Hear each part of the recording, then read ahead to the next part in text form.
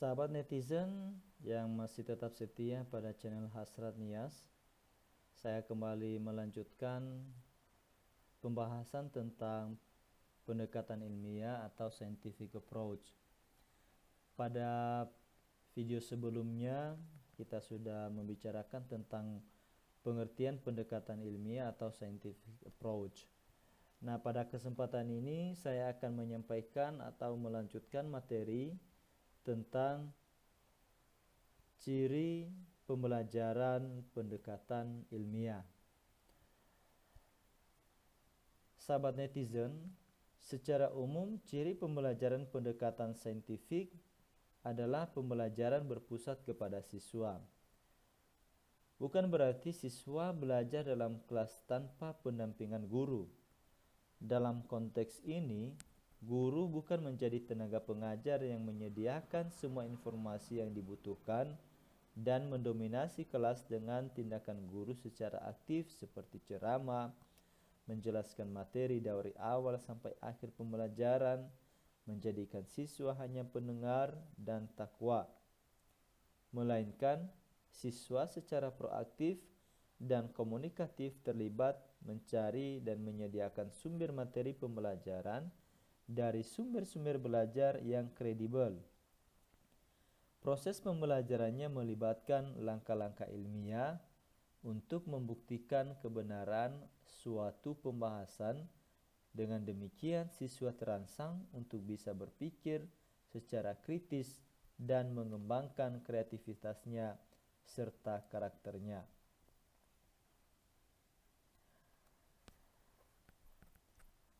Menurut Hosnan, ada beberapa ciri-ciri pembelajaran pendekatan saintifik atau pendekatan pembelajaran ilmiah, yaitu berpusat pada siswa.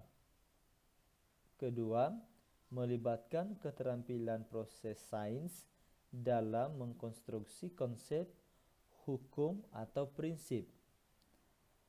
Tiga, melibatkan proses-proses kognitif yang potensial dalam merangsang perkembangan intelek, khususnya keterampilan berpikir tingkat tinggi siswa.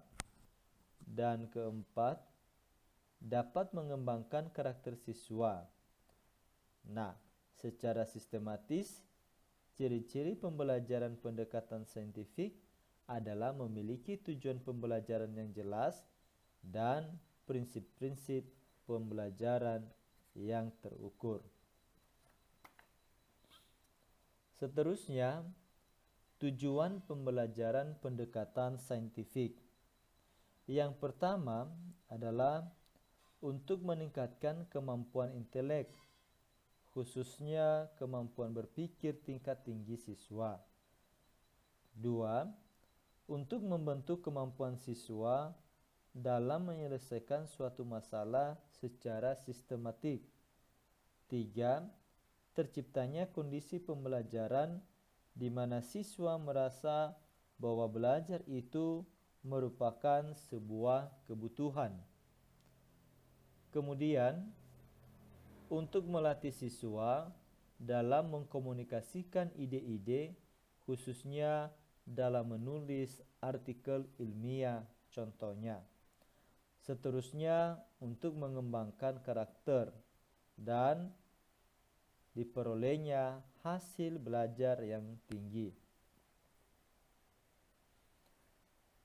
Berikutnya adalah prinsip pembelajaran pendekatan saintifik.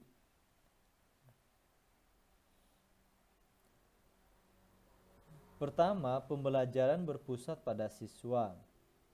Kedua, pembelajaran membentuk student self-concept. Tiga, pembelajaran terhindar dari verbalisme. Empat, pembelajaran memberikan kesempatan kepada siswa untuk mengasimilasi dan mengakomodasi konsep hukum dan prinsip. 5. Pembelajaran mendorong peningkatan kemampuan berpikir siswa. Keenam, pembelajaran meningkatkan motivasi belajar siswa dan motivasi guru. 7. Memberikan kesempatan kepada siswa untuk melatih kemampuan dalam komunikasi. Nah, selanjutnya adalah bagaimana penerapan daripada pendekatan ilmiah. Nah, langkah-langkah pendekatan ilmiah dalam proses pembelajaran pada kurikulum 2013 untuk semua jenjang dilaksanakan dengan menggunakan pendekatan ilmiah atau saintifik. Langkah ini meliputi menggali informasi melalui mengamati atau observing, menanya atau questioning, mencoba atau experimenting, kemudian mengolah data, menyajikan data, dan dilanjutkan menganalisis data atau associating, dan yang terakhir adalah mengkomunikasikan hasil pengolahan data atau informing. Berdasarkan Hosman di dalam Pohan, pendekatan ilmiah atau scientific approach mempunyai kriteria proses pembelajaran antara lain: 1. Materi pembelajaran berbasis pada fakta dan fenomena yang dapat dijelaskan dengan logika atau penalaran tertentu, bukan sebatas kira-kira, khayalan, legenda, atau dongeng semata. 2. Penjelasan guru, respon siswa, dan interaksi edukatif guru dan siswa terbebas dari prasangka yang serta-merta, pemikiran subjektif, atau penalaran yang menyimpang dari alur berpikir logis. 3. Mendorong dan menginspirasi siswa berpikir secara kritis dan tepat dalam mengidentifikasi, memahami, memecahkan masalah, dan mengaplikasikan materi pembelajaran. 4. Mendorong dan menginspirasi siswa mampu berpikir hipotetik dalam melihat perbedaan, kesamaan, dan tautan satu sama lain dari materi pembelajaran. Seterusnya yang kelima, mendorong dan menginspirasi siswa untuk mampu memahami, menerapkan, dan mengembangkan pola pikir yang rasional dan objektif dalam merespon materi pembelajaran.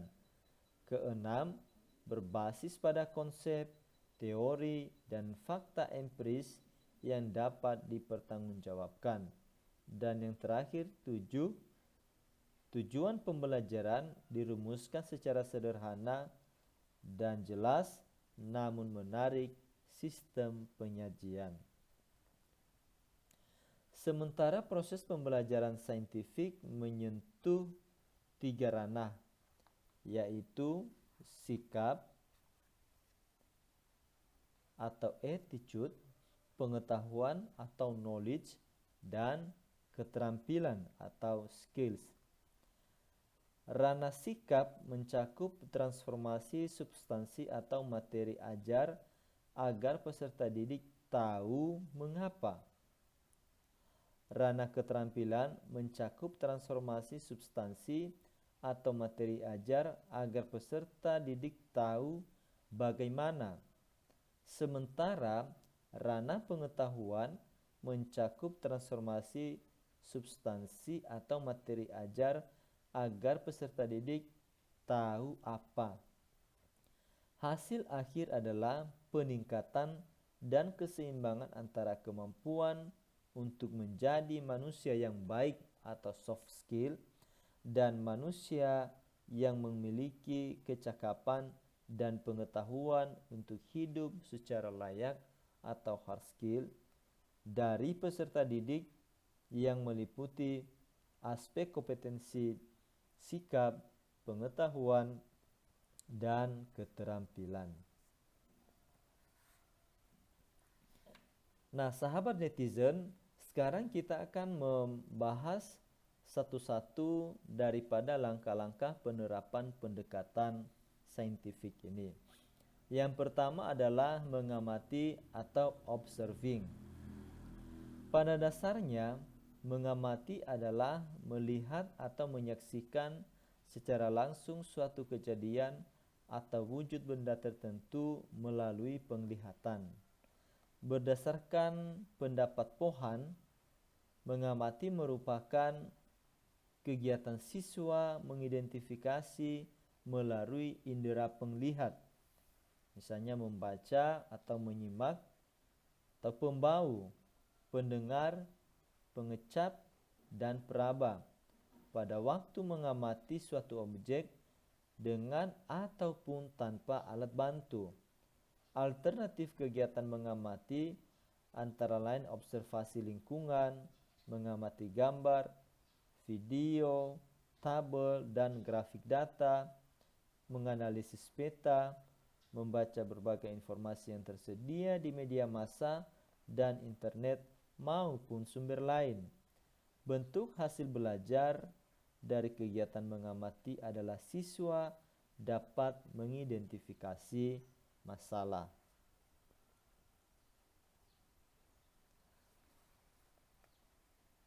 Seterusnya adalah bertanya atau questioning.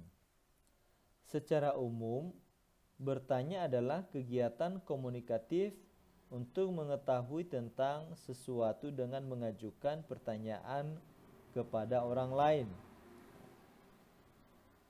Bertanya merupakan kegiatan siswa mengungkapkan apa yang ingin diketahuinya, baik yang berkenaan dengan suatu objek, peristiwa, suatu proses tertentu.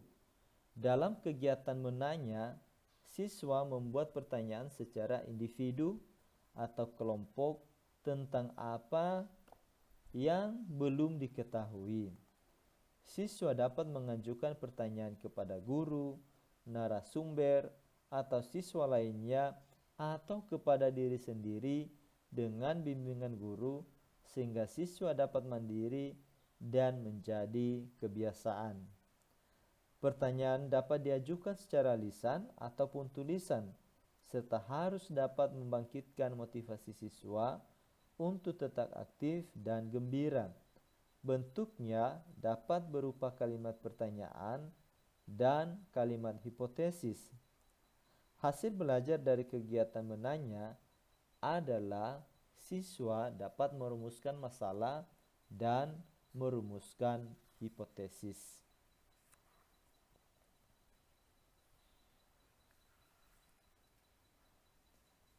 Berikutnya adalah mengumpulkan informasi atau collecting information. Di dalam pembelajaran, mengumpulkan informasi bisa diartikan sebagai tindakan siswa untuk mengingat dan atau menuliskan informasi yang diperoleh dari pengamatan atau sumber-sumber informasi lainnya. Mengumpulkan informasi dalam tahap pembelajaran merupakan aplikasi dari program literasi yang dicanangkan oleh pemerintah berdasarkan Undang-Undang Nomor 23 Tahun 2015 tentang penerapan program literasi di dalam pembelajaran. Mengumpulkan informasi ini dilakukan dengan cara membaca dan menuliskan informasi baik yang didapatkan dari jurnal ilmiah, artikel, website, buku, internet, perpustakaan, koran, majalah, dan lain sebagainya.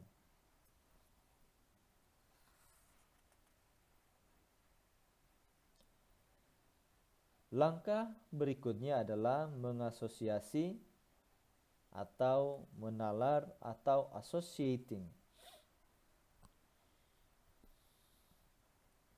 Istilah menalar atau associating dalam kerangka proses pembelajaran dengan pendekatan ilmiah yang dianut pada kurikulum 2013 untuk menggambarkan bahwa guru dan peserta didik merupakan pelaku aktif. Titik penekanannya adalah siswa harus lebih aktif dalam pembelajaran daripada guru.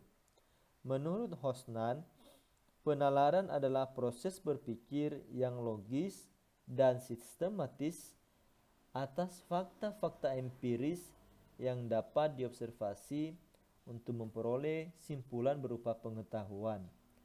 Istilah asosiasi dalam pembelajaran merujuk pada kemampuan mengelompokkan beragam ide dan mengasosiasikan beragam peristiwa untuk kemudian memasukkannya menjadi penggalan memori.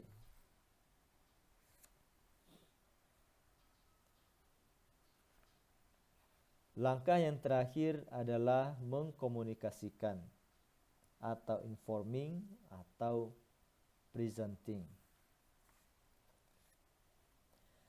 Secara sederhana, kegiatan mengkomunikasikan bisa dikatakan kegiatan yang dilakukan siswa untuk memberitahukan atau menunjukkan hasil kerja yang dilakukan baik secara individu maupun berkelompok. Mengkomunikasikan bisa dilakukan dengan berbagai cara di dalam pembelajaran, seperti presentasi dan memaparkan secara lisan dan tulisan tentang hasil kerja. Berdasarkan Permendikbud nomor 81A tahun 2013, kegiatan mengkomunikasikan adalah kegiatan untuk menyampaikan hasil pengamatan, kesimpulan berdasarkan hasil analisis secara lisan, tertulis, atau media lainnya. Maksud di atas memiliki kesamaan makna tentang kegiatan mengkomunikasikan sesuai dengan penjelasan yang dituliskan oleh Hosnan dalam bukunya, bahwa mengkomunikasikan merupakan kegiatan yang dilakukan melalui menuliskan atau menceritakan atau menjelaskan apa yang ditemukan dalam kegiatan mencari informasi, mengasosiasikan, dan menemukan pola. Sahabat netizen sekalian, itulah materi yang bisa saya sampaikan melalui video ini sebagai lanjutan dari pendekatan ilmiah atau scientific approach. Terakhir, saya akan memberikan satu kutipan dari seorang Mahatma Gandhi yang mengatakan, "Hiduplah seolah-olah kamu akan mati besok, belajarlah seolah-olah Anda hidup selamanya." Mari kita belajar